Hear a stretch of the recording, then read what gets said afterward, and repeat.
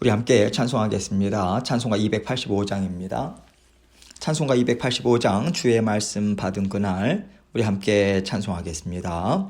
주의 말씀 받은 그날 참 기쁘고 복되도다. 이 기쁜 마음 못 이겨서 온 세상에 전하노라. 기쁜 날 주 나의 죄 다 씻은 날 늘 깨어서 기도하고 늘 기쁘게 살아가리. 기쁜 날 주 나의 죄 다 씻은 날 이 좋은 날 내 천한 몸 새 사람이 되었으니 이 몸과 마음 다 바쳐서 영광의 주를 섬기리. 기쁜 날 주 나의 죄 다 씻은 날 늘 깨어서 기도하고 늘 기쁘게 살아가리. 기쁜 날 주 나의 죄 다 씻은 날 새 사람 된 그날부터 평안한 마음들 있어서 이 복된 말 전하는 일 나의 본분 삼았도다. 기쁜 날 주 나의 죄 다 씻은 날 늘 깨어서 기도하고 늘 기쁘게 살아가리. 기쁜 날 주 나의 죄 다 씻은 날. 아멘. 기도하겠습니다. 하나님 아버지 감사합니다. 이 세상에서 살아가면서 죄된 욕망과 죄성에 눌리지 아니하고 언제나 주 예수 그리스도께서 베풀어 주시는 십자가 보혈을 의지하며 살아갈 수 있도록 그 구원의 길을 열어주셔서 감사합니다. 우리 사랑하는 모든 성도님들 삶 가운데 늘 회개하고 겸손한 심령으로 주님의 말씀 의지하며 동행할 수 있도록 힘과 능력 공급하여 주옵소서. 아버지 하나님을 사랑하고 주님께 모든 우리의 마음을 의지하며 나아갈 때 우리의 모든 육신의 삶 또한 우리 주님께서 힘있게 책임져 주시고 이끌어 주심을 믿는 믿음으로 오늘도 믿음의 용사들로 전진해 나가는 저희 모두가 될 수 있도록 은총 베풀어 주옵소서. 오늘도 아버지 하나님께서 말씀을 통해서 우리의 영을 힘있게 강건케 하십니다. 겸손한 마음으로 저에게 주시는 말씀이 무엇입니까? 듣기를 원합니다. 이 마음으로 주님 말씀 앞에 서게 하시고 오늘도 성령 하나님과 더불어 승리의 삶을 하나님 앞에 향기로운 예물로 올려드리는 저희 모두가 될 수 있도록 은혜 베풀어 주옵소서. 예수 그리스도의 귀하신 이름으로 기도합니다. 아멘. 하나님 말씀 민수기 15장 37절로 41절입니다. 민수기 15장 37절로 41절 말씀 제가 읽겠습니다. 여호와께서 모세에게 말씀하여 이르시되 이스라엘 자손에게 명령하여 대대로 그들의 옷단 귀에 술을 만들고 청색끈을 그 귀의 술에 더하라.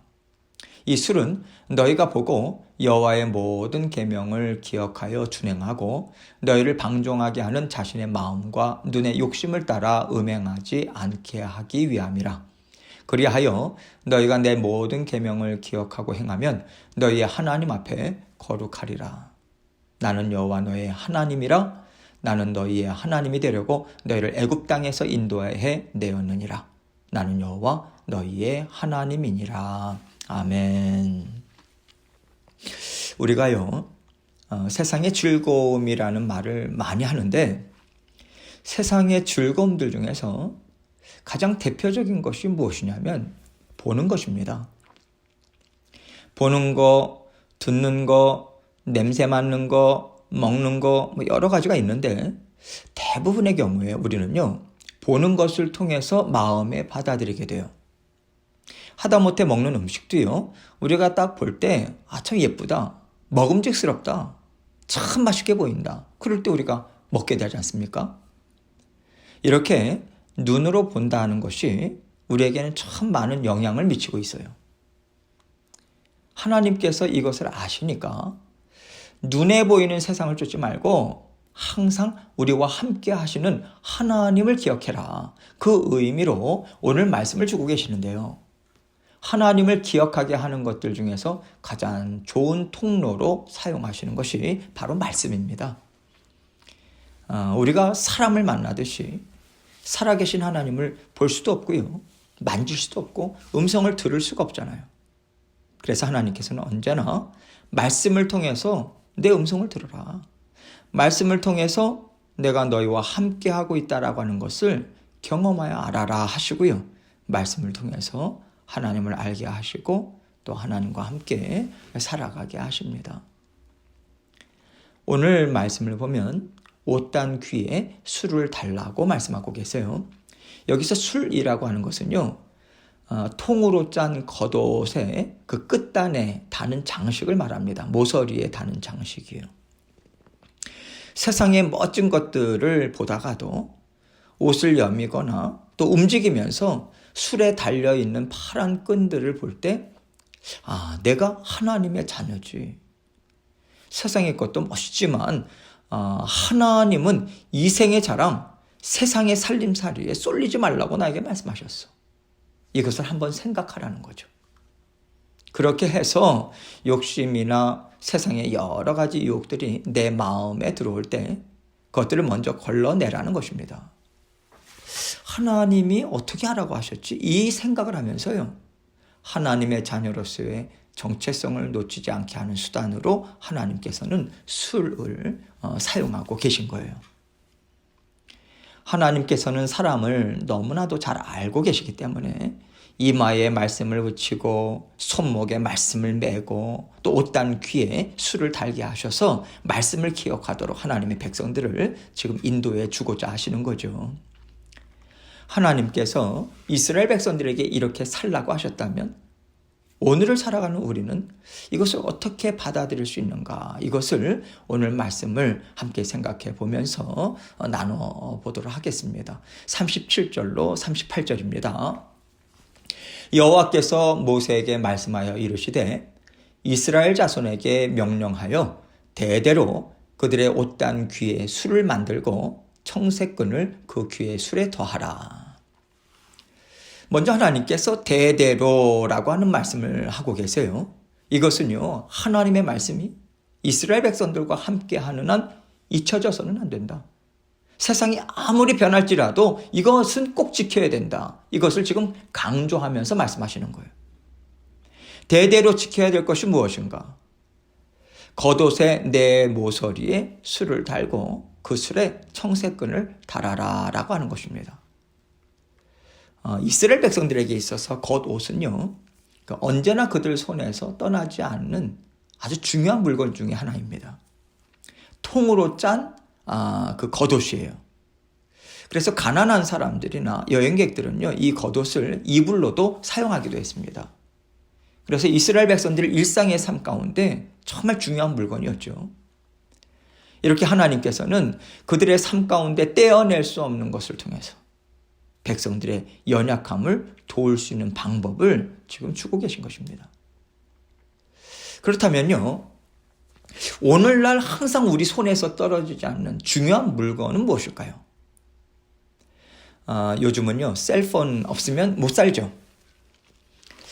셀폰을 통해서 필요한 정보도 얻고 또 어디를 찾아갈 때는 맵으로도 사용하고 이메일도 받고 카톡도 하고 SNS도 하고 모든 종류의 정보들이 다 들어오지 않습니까?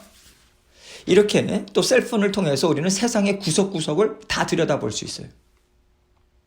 그럴 때 여러분, 우리가요, 가장 호기심을 가지고 보는 게 뭐냐면 우리 육신의 정욕, 육신의 즐거움을 만족시키는 것들을 보게 됩니다. 그런데 이런 것들이요, 걸러지는 것 없이 들어와요. 아주 다양하죠. 폭넓게. 상상을 초월하는 정도의 수준까지 우리의 삶 가운데 엄습해오고 있습니다. 그렇기 때문에 우리가요, 어떻게 세상의 유혹, 내 육신의 정욕을 자극하고 불러일으키는 것들로부터 나를 지켜낼 수 있는가, 이 방법을 생각해 볼 필요가 있는 거예요. 이것을 생각하지 않으면요, 이 셀폰을 통해서 얻는 것들이 내게 얼마나 귀한가. 우리가 계속해서 셀폰에만 집중하게 되고요, 우리 자신도 모르게 이것을 통해서 얻는 정보들, 또 감정이 채워지는 것, 원함을 채우는 것, 이것을 우리 삶에 계속해서 채워나가는 쪽으로만 사용을 하게 돼요.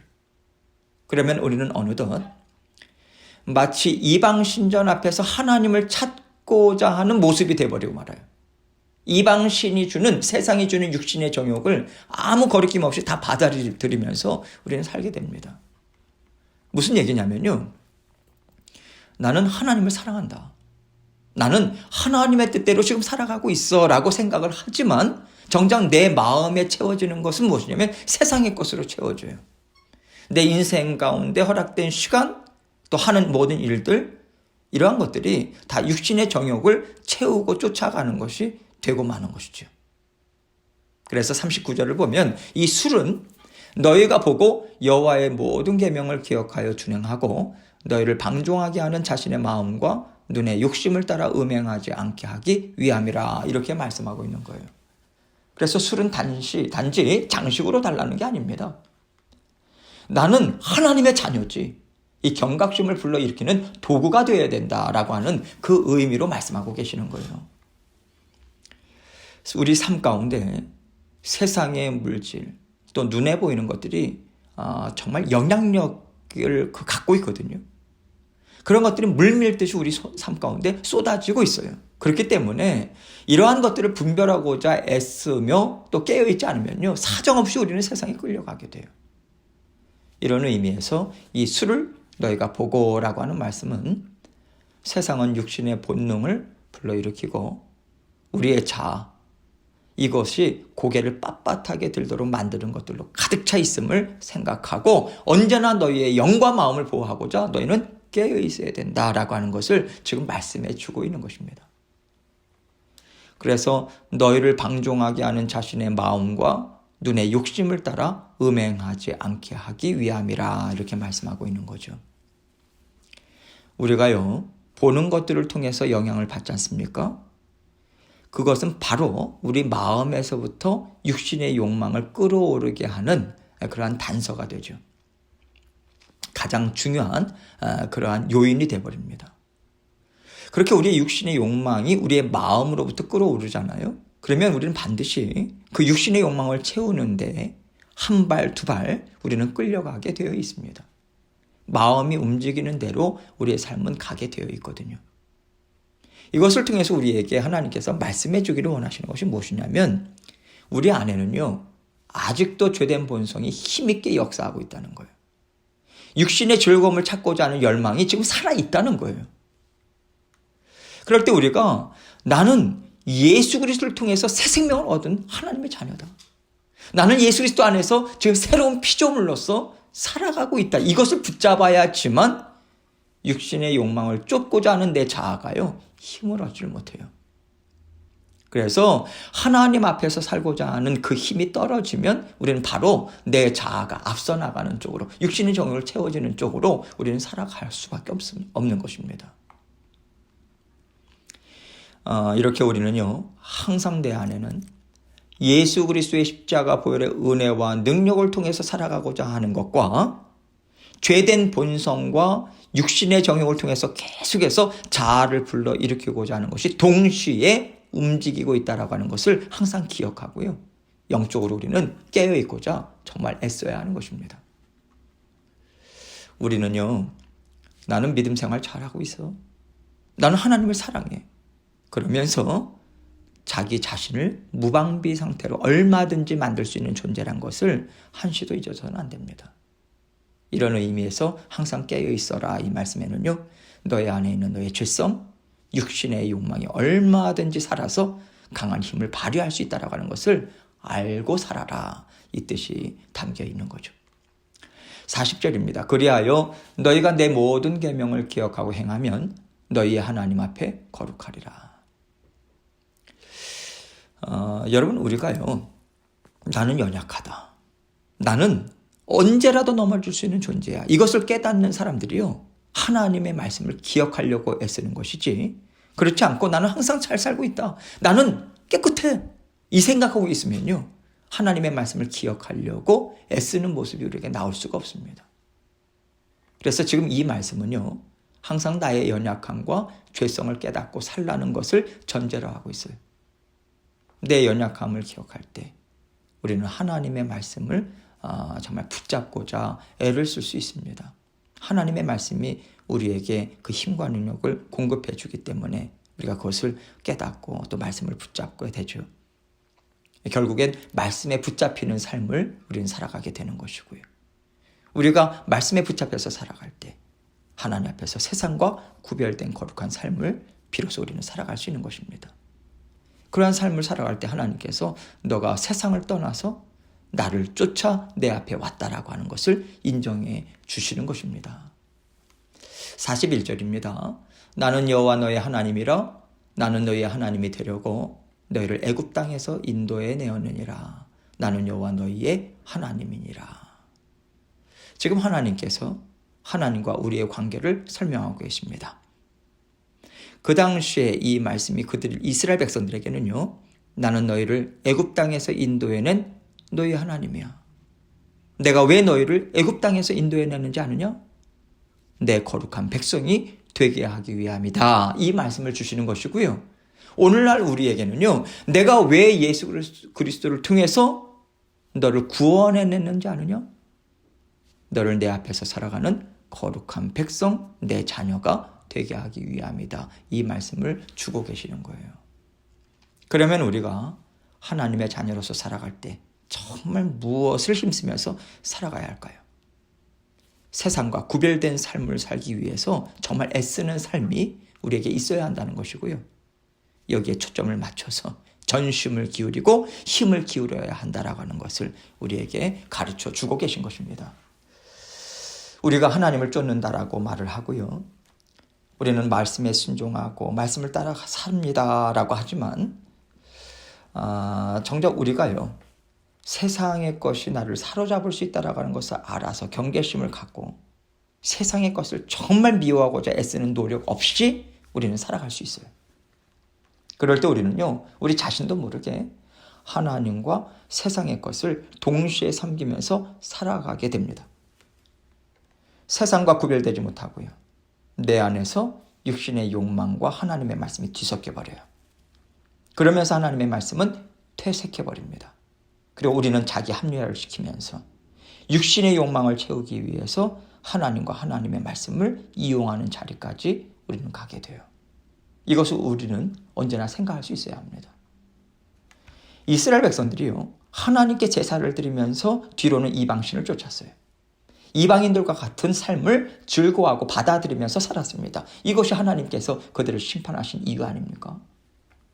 우리의 삶 또한 이스라엘 백성들처럼 얼마든지 바뀔 수 있다고 하는 것을 하나님은 우리에게 경각심을 가지라고 말씀해 주고 계시다고 생각해요. 하나님 우리를 너무나도 잘 알고 계십니다. 세상은 하나님을 대적하고 미워하는 것들로 가득 채워져 있어요. 그래서 하나님은 언제나 우리에게 십자가 보혈을 성령을 통해서 흘려보내주고 계십니다.